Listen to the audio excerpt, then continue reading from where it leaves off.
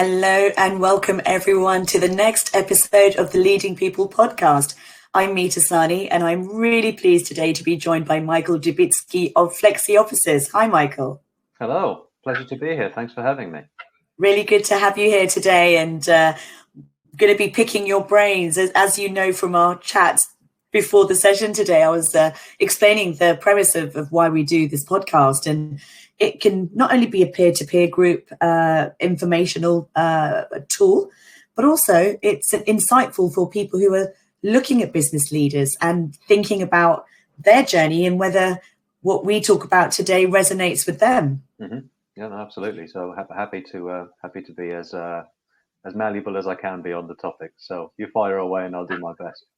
Fantastic. I also ask that we be as candid as possible because we want to give the warts and all, don't we? There's plenty of gloss and there's plenty of talks out there that, makes it all look perfect. But it's been pretty tough at the top right now, hasn't it? No, absolutely. And I'll try and be as honest as I possibly can. I think I have a reputation, certainly at Flexi Offices, for honesty. Sometimes brutal, sometimes just honesty. But yeah. Let's see how we go. Good. Well, that's all we ask, and I really appreciate your time. So Michael, you have been a business leader for many years and part of the Flexi Offices group for I see over 17 years. Mm-hmm. Did you start out when you were young, when you were at school? Were you thinking about what do I want to be when I grow up? And was there a moment when you thought, well, I'm going to be a leader, not an employee? No, I don't think it was ever as linear as that. I guess, when I was younger, I had aspirations to be successful, but there was no real plan behind it. And I think most people set up on their journeys to say, oh, I'm going to make $1 million or whatever. And then they, do their best trying to navigate those turbulent waters. So no, I never saw myself as particularly, I'm going to be running a company, I'm going to be doing this, I'm going to be doing that. There was this vague idea of success, but I had no idea how I was going to get there. And it's quite interesting, isn't it? Because often when you see these glossy histories of people who've made it, they manage to tell you a story where they had a moment that was their moment. But often it is more of a trickle and more of a feeling rather than a definitive moment in time. Yeah. What would you say were the influences around you? Were there people? Were there programs? I remember being young and watching things like LA Law, and what was it for you that made you want success? Well, I think for me it was more of because I was born in Poland, so I emigrated to the UK when I was 12, and I think there was always this. We lived in reasonably low-level accommodation, so council housing and all the rest of it. And I think there was some, innate desire to be better than what we were. As when I was growing up, I wanted to do better. I wanted to provide more. It sounds like a cliche, but I guess that's the sort of originator of the driving force behind my will to succeed, if you like. But beyond that, I didn't really get to a state of mind where I really wanted to advance until several years into my time with Flexi Offices, which is sort of I started with Flexi 2004, so I was 24, right? And it wasn't really up until I was 30 that I thought actually this is the place for me, and I'm really going to make a success of it and drive things forward. I think a lot of people, the period of sort of between your 20s and your 30s is, in my mind, the period of time where people struggle most with motivation and responsibility and maturity, and they're not, all these things are churning around and then being told like, oh, you've got to be like the guy at Goldman Sachs that's earning $24 million, and you've got to do that. And when you're that age, with so many competing voices, you've got no idea which one is right, and it takes time to really find the right journey.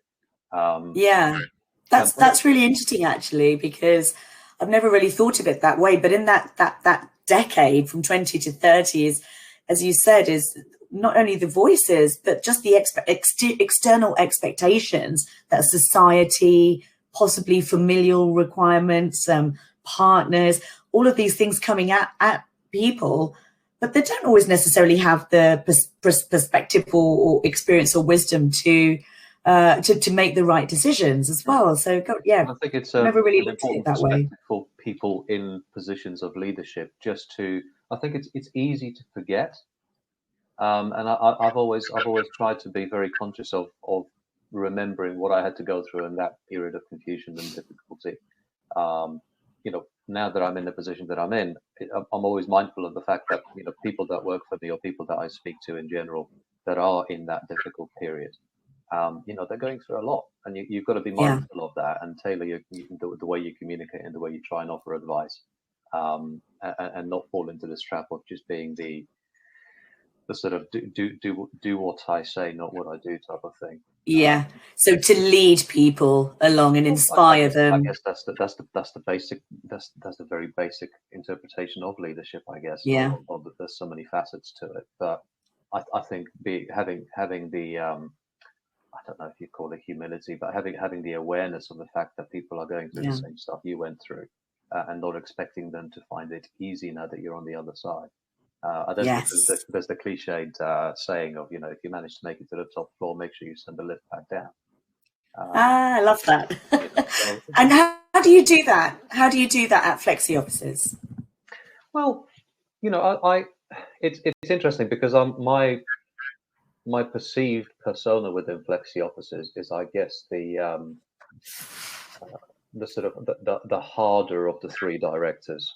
You know, the sort of more authoritarian, if you like, but only insofar as I you know, I'm honest. I get, you know, if I see something wrong, or if I want to give somebody advice that's not necessarily going to be something they want to hear, I will just say it.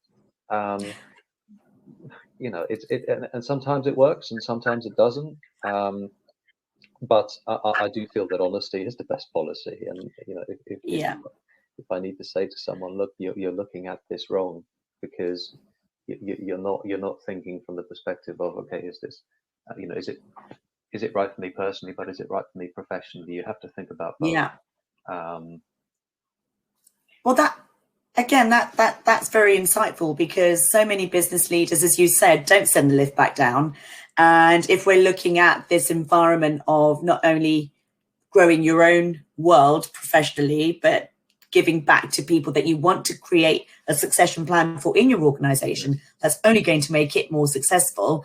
How can you impart that unless you have an environment of coaching, of directing, depending on the individual, depending on what stage they're at? And I think what you're saying is that business leaders shouldn't be afraid to impart that wisdom, and perhaps even set it up from the beginning to say to people they bring in is that we're an environment of upskilling, of coaching, of continually improving. And therefore I will be noticing what you're doing, praising you when you're doing well, and challenging you when I might think that you can do it better. Yeah. And you know, this whole thing of, you know, sharing knowledge and giving knowledge, I think there is also a sort of trap in there for leaders, because you know, leading people can be quite a lonely place. You don't get you know, you rarely get the sort of validation of your efforts that you think is deserved. So, you know, and I think you need that perspective to say that, okay, let's say you make a plan for, so over the last few weeks, I've made a plan for every Friday, because it's quieter, I'll send out a piece of knowledge, a body of work, whether it's a summary of my thoughts on the market, or whether it's an interesting report, or something that I think will benefit people. And most leaders will be forgiven for thinking that they will then get lots and lots of praise, and lots of, oh, this is fantastic, aren't you amazing? That's not how it works. You know, most of the time, leadership is about doing what you think is the right thing, but not necessarily saying much by way of thanks. So you have to be quite strong in your own mind to know that you're trying to do the right thing, but just because people aren't falling over each other to thank you for it doesn't mean it's not the right thing to do. Yeah. And where do you get your reflection and coaching and appreciation, if you like? Where do you go for that? Well, it's important to build a sort of a group of people and add to it as often as possible that you can go to um, I call it make confession. It's the best way I can think about it. It's, you know, so I Yeah, mean, there's one person within my company, which is my ops director, Emma. I'm sure she won't mind me mentioning it, but she yeah, is my in company priest, if that makes sense. So I yeah, go to yeah, her to unburden and unload, and just generally when I'm frustrated, I know that she can be there to listen yeah, sometimes just listen. Um, but it's also important to have those people outside of your company. So, you know, I've got sort of, and it's usually a very small group. This is the other thing that people don't realize, you know, in the world of sort of social media, and, you know, I try to be active on LinkedIn and all this sort of stuff. But the reality is that I've only got maybe 3, 4 people that I talk to about my issues and my problems. yeah, Um, you know, and expanding that is quite hard because it takes a long time to build up a level of trust with somebody else to actually yeah, open up about issues that are intensely private and very stressful yeah. and all that sort of stuff. But it helps. Yeah, absolutely. And I think, you know, what you've mentioned there about having people not only internally, but having people externally as well. It's so important because so many business leaders think they're expected to have it all and know it all. And are this, you know, I don't remember what phrase you used just before we pressed go live, but, you know, what's expected from a business leader being the all knowing, the all seeing. But Yeah, we're not, are we? I mean, we're human, yeah. we make mistakes, but the responsibility of those mistakes is huge. So, you know, it's And really good advice. that's the real differentiator. It's the fact that the buck stops with you. That's Yeah, the real stressor. I'm very fond of always saying to people that, you know, because they say, oh well, you've been doing this for 17 years, you know, don't you know it? You always appear so calm and assured and all that sort of stuff. And I yeah, say to them, listen, it's like, you know, it's like the duck analogy, right? Everything seems calm above the water, yeah. but underneath the water, I'm paddling furiously, trying to Swimming figure out away. how to get to that distant point, whatever Yeah, that point might be. And you know, similarly with like with Joe and like with Emma and like with other people, you know, leaders and directors, we need guidance as much as everybody else, and we need support as much as everybody else. I'm very yes, fond of saying to Joe, for example, you need to tell me what to do. Tell me yeah, where to go, you know, what to click, what the expectations are, because without that, I'm cast adrift. Um, yeah.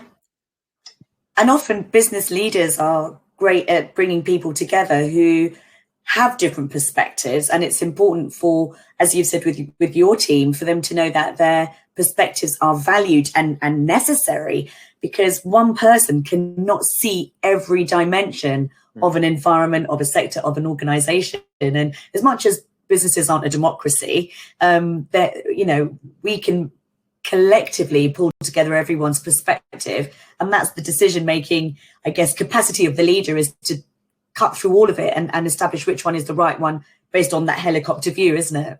yeah, and again, you know, it's I think there are fine lines and balances in all of these things. I think the one in particular that I think always comes back to me is when you're asking staff about you know, just open-ended ideas. What could we do better as a business is a classic Yeah, one. yeah, Um, and you either get no responses at all, or you get lots of responses. But when you do get lots of responses, it's very important to to effectively communicate the fact that all these ideas are welcome, but they not all of them will come to fruition. And the yeah, ones that do will come to fruition over a period of time that may be yeah, longer than people expect. I think there is a danger in opening up, uh, you know, to just all and sundry, yeah, um, without managing expectations, and that's what this yeah, is all about. And I think that this is true in life and personal relationships and business. You have to manage expectations. yeah. Unless you do, people will make their own assumptions about what's going to Assumptions, happen, indeed. and then they'll be upset when it doesn't happen the way they want it Yeah. to. So clarity of communication is everything, isn't it? Yeah. Yeah. Sure. And how have you managed that in this pandemic? We're coming up to a year. I can't believe I'm saying that. But what would you say about the last 12 months for Flexi and coming out of this? Well, the whole journey's been tough, and we had to part with some people, in the early days of it, and Yeah. uh, obviously we've made heavy use of furlough, the same way as most companies have. And as a result of that, there's been, an organic parting with a few other people that sort of, went by the wayside because we couldn't bring them back and they found something better. It's all been, Yeah. um, but it is hard. It's hard to maintain a positive, upbeat environment. I mean, I'll give a shout out to James Harrop. He's a sales director at Flexi Right. offices. Um, I don't know whether I should say this, but I internally call him Tigger because he's just so full of energy. Yeah. He's the perfect person to have at the helm during Yeah. times like these to lead the Mm, sales function because nothing comes out of his mouth that's negative. It's yeah. extraordinary, and so we have. He takes on all the complaints, all the issues. Daily roundup calls at 5 o'clock, weekly roundup calls with quizzes, and he dresses up like he dresses up in a yoga outfit to do yoga sessions, and he's just, Amazing. He absolutely puts brilliant. the energy back in there. Yeah, this is the other thing to realize. I'm lucky because I have a senior team of directors that comes together to give a very um, broad personality types. Yeah. So I wouldn't be able to do what James does. Um, No. so I'm eternally grateful for him being there because without Yeah. him, I wouldn't know how on earth to navigate the difficulties of COVID and team motivation and that whole upbeat Yeah. message and all that sort of stuff because I just approach things differently. And that's really interesting again, because again, as a business leader, we often feel that we have to know it all. As we said, the all knowing, the all seeing, but actually, it's really important to work on oneself, to know one's strengths, and then bring in the people Mm. who will enhance what the business requires, because we can't be the best at everything. Yeah. We're lucky at Flexi because there's a team. There's a team of there's a team of 4 directors. Myself, James, Geraint, the MD, and Emma, the ops director. Yeah. Between us, there is a fantastic dynamic that covers a lot of aspects of day to day, business and life. But that would be my advice too, because most company leaders, especially smaller companies, there's only one person. That's it. Yeah. They're expected to be all of these things in one Yeah. package. So, the sooner you can bring in people that supplement your, well, let's call them what they are. That supplement your weak areas. Yeah. And that's the other thing. Everyone has weaknesses. Everyone has, you know, it- just because I happen to be at the, running a company doesn't mean I'm not human. I'm just the Yeah. same as everybody else. It's just that I've got Yeah. XYZ number of years of experience to draw on, Yeah. and just a much broader overview of what happens in business. Yeah. And you have a weakness. It's not that you are a weakness. It's a very clear differentiation, and it's having that confidence of knowing who, as you said, surrounding yourself with the right people. Well, it sounds like that for you, Michael, the pandemic has actually it's strengthened you all, because you've been able to see the value of your team, of your people, and you've really had to look probably quite critically at who's in your world and have you make those choices. Do you think the pandemic has brought any behaviors in your leadership team that you think you'll keep? I know for us, really being critical and moving quickly on things that aren't working has the pandemic made us do that, but actually we probably could have done that better before. Like, what would you say for you are the lessons learned for Flexi offices in this time, and that you'll take Yeah, forward? I think we're lucky in that even before the pandemic, I think we've always had an environment that's been valued by our employees, but for better or for worse. I mean, we've been through periods of time where our approach to work has been so far into the realm of fun, as opposed to work, Yeah. that a lot of the time we just went way too far with sort of nights out and all the non-worky stuff. So Yeah. I think what Did it pay back though? Did it pay back, or was it a little bit? Look, I think it's a double-edged sword in terms of perception from the outside. I think most people that have either work or have worked for flexi offices at any point in time will agree that it's an amazing place to work. Yeah. Now, how that is perceived by others from the outside, that's where things vary, because you get either the, oh, isn't flexi offices amazing? All their people are such good fun, and aren't they a laugh, and all that sort of stuff. And you get the other side, which is a bit more cynical and critical, and saying, well, all they do is go out and party and have a laugh. How can they be a serious outfit? And I get both points. I think our journey towards becoming a more professional company started before COVID. I think we've managed to make giant strides into increasing efficiencies, strengthening, more positive business critical behaviors amongst our staff. I think, the last year has really, really matured everybody. And I think it's, for a lot of companies, raising staff to a greater level of maturity and understanding about a business. That's like the utopia of challenges. Whereas actually what the pandemic's done is it's made everybody realize, wow, this is, this really matters. That this isn't just a job and a jolly. This counts. And I think, the collective approach to, I don't know, to job security and the seriousness of what a job means and all of this sort of stuff.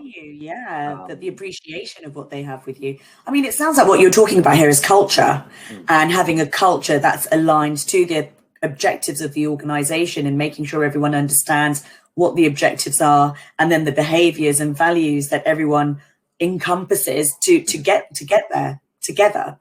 Yeah, absolutely. But again, communicating that journey is difficult, because, and I've said this. I said this on another recording, that communicating the goals of the company. So we went through a rebrand recently, where we put in different brand values and all that sort of stuff. And to a degree, momentum was sort of scuppered by COVID. But I mentioned on the other recording that it's difficult for us to keep up to speed with all the updates and sharing knowledge and things like that. Not because we want to keep things from people, but because we just forget. And this is the challenge, isn't it? This is absolutely.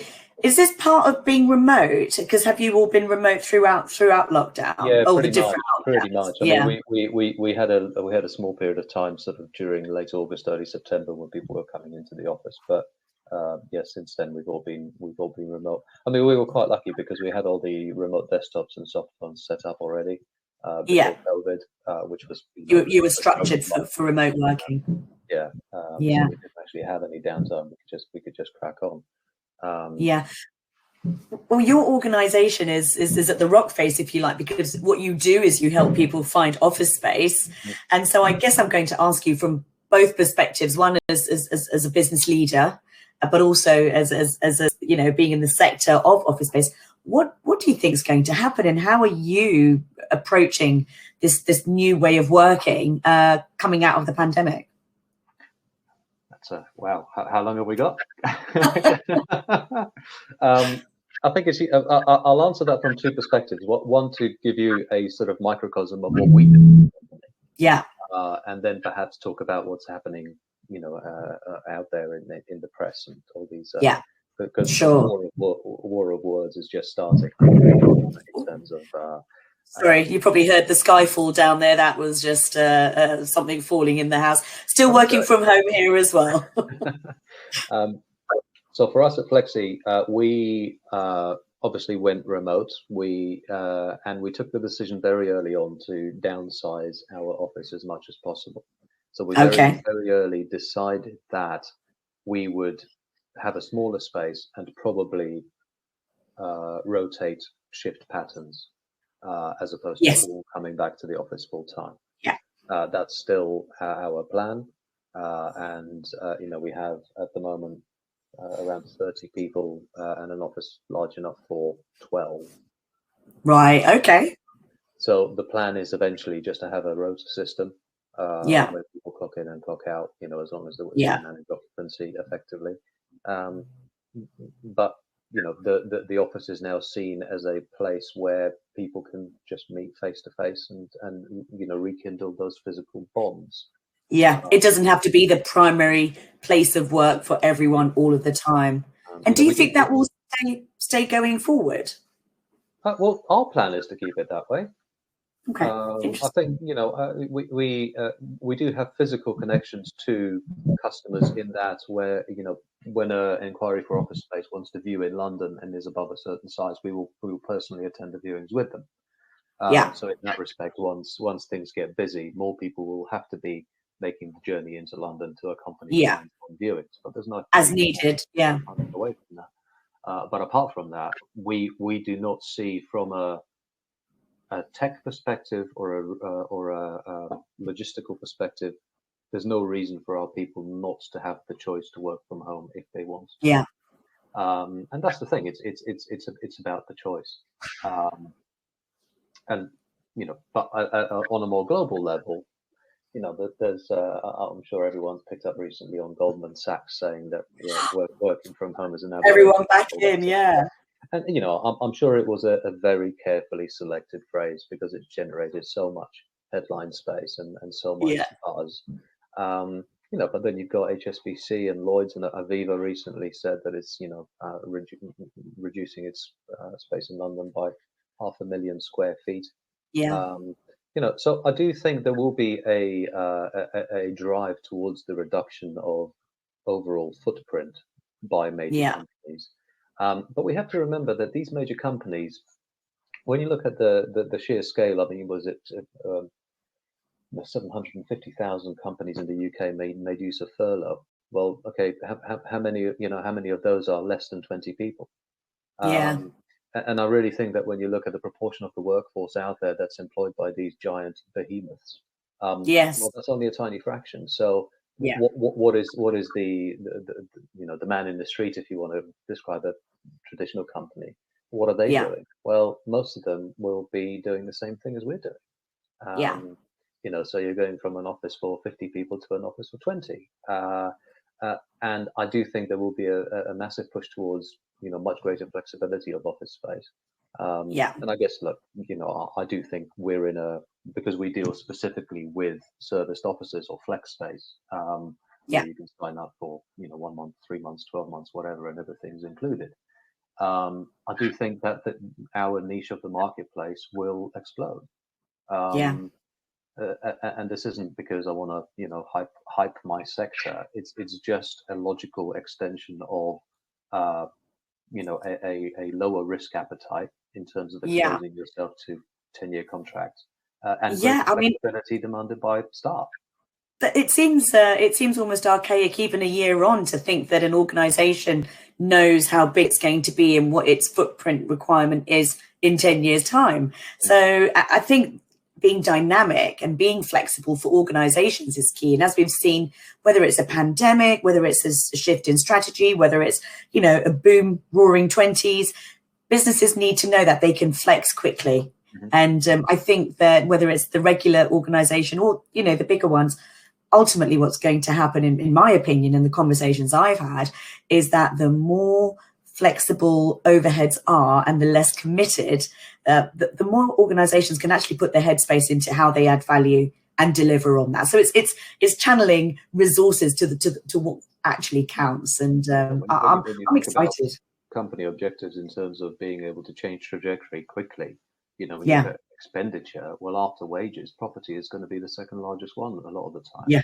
So Yeah. if you've got a liability that ties you in for the next 10 years, you're Yeah. not exactly going to be quick to maneuver. No. If you need to double your workforce or halve Yeah. your workforce or whatever it might be. Yeah.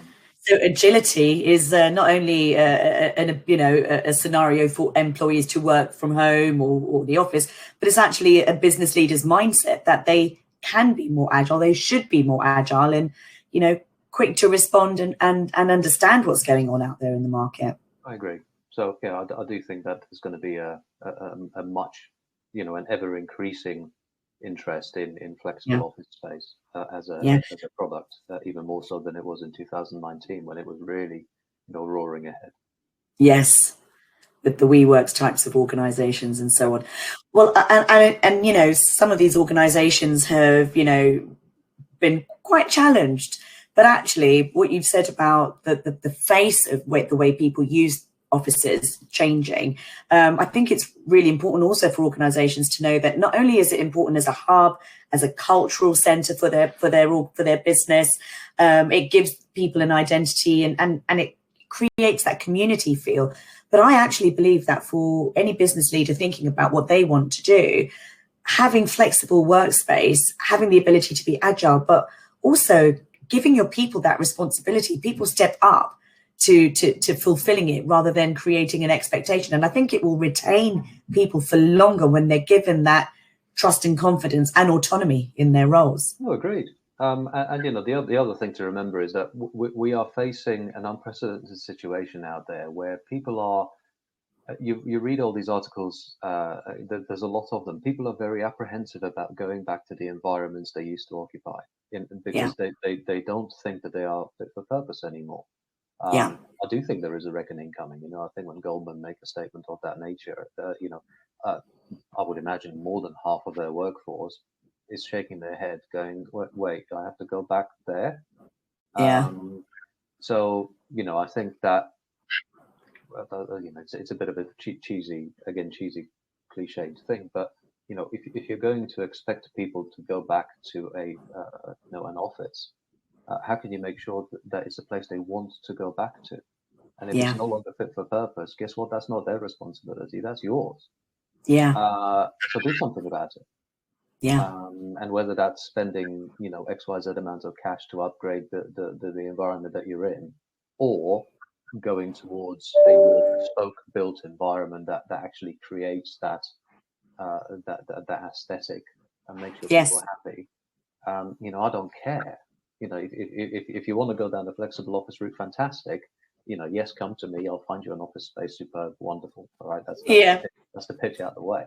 But do whatever you need to do to make sure that your people come back to a place that makes them happy, efficient, and wanting to succeed, as opposed to coming back to a place that makes them feel unhappy. That's it's how you get the best out of them, isn't it? And it's about aligning the corporate strategy with the operational strategy, which then it's all about the people.